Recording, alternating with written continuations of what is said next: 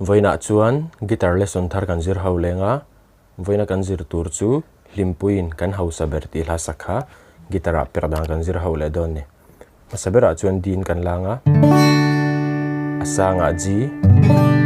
aniama A minor a E minor chuan C kan mang bokang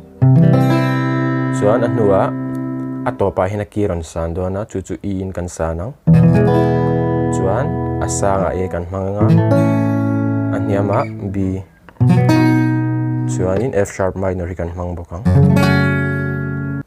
chuan ama sabera chuan a intro perdan hi karon soinga athiam lautan ahar satitan chuan dule kan strum thlatop thai kha chu kan thu thu ni tiana kal don ne intro chu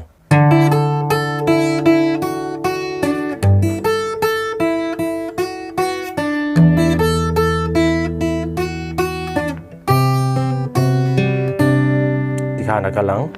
ama sabera chuan dia tiang kan ti do ni di kan meta kuzung lai kan da sonang tikhan kan metang kha kha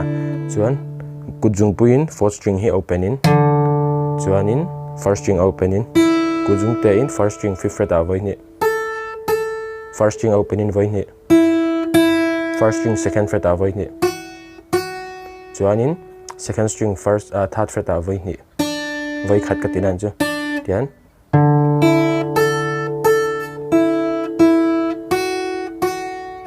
no hetlai hi ainang charchar dona ka kalkol na hian a top C ti lawa hi jon tian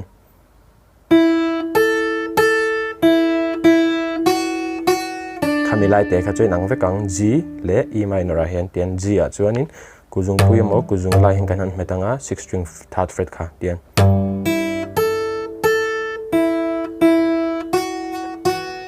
tikhano chuanin E minor a strung ber hi open top in a 6 string open in angai theu ne hnoi kal leang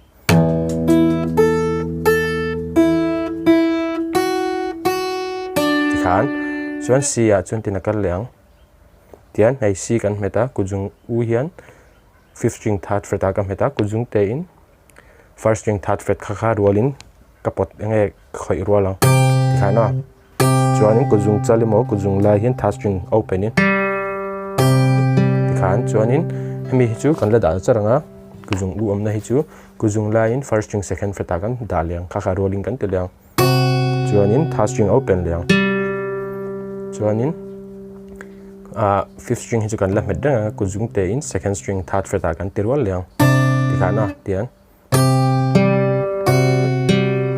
tikhana kal don ni intro chu bulchaina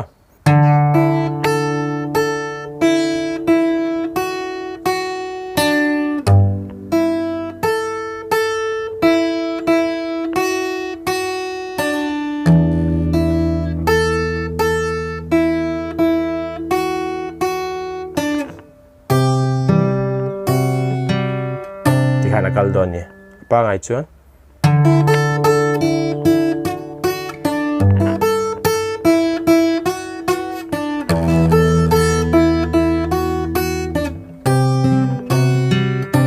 tikhana kalang chuan a intro zo khan avarsa kan lu tanga avarsa po hen hemi picking pattern ni kan lamhang dona khami kha mase kar la ka khan a kan lu zeu dona a chu tina kalang tikhana fifth string open anga chuanin kuzung te ma kan du ber khanin first string fifth fret a voi ni second string third fret a voi ni second fret a voi ni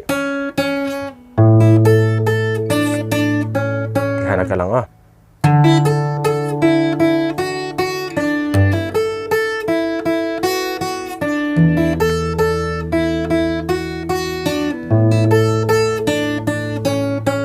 kal don ni chuanin khami kha kan man zo nuwa khan a first verse ave khan picking pattern pakhat kan mang lenga chu tian kan la strum main ma tian kha ama enge I picking pattern all some de ka soi chithuma khan ka da tela karon soi fi thawang ma se tian kalang baseline hi kan thak le mayang E minor a pot kan a ate po ma tian kalang C ate po khana baseline thak ani mai anhuai chu kaltai nang vekang anhuai a chun tina kalang third second first second third tikhana baseline third, second, first, second, third, second, third. Tikha na kalang. Tikha na.